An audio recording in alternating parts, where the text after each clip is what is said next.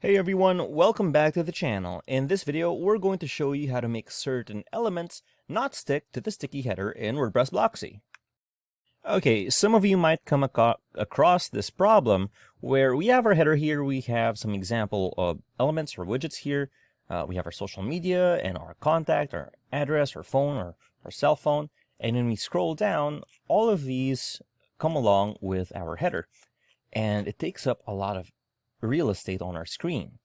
So how do we make it to where we only have our main middle header here, our main row, come down without taking along the bottom row and the top row? Okay, real simple. Let's go ahead and click on Customize and open up the WordPress Customizer.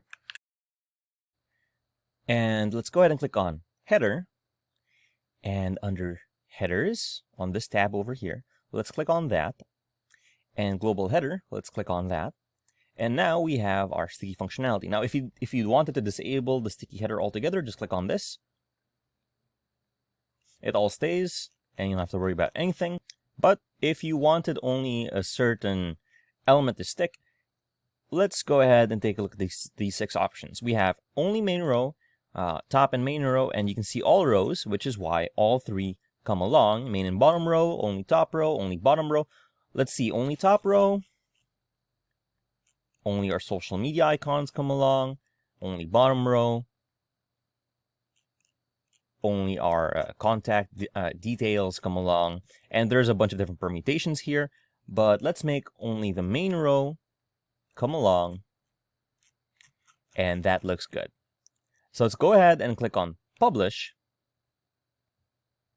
And save our changes. Let's take one last look.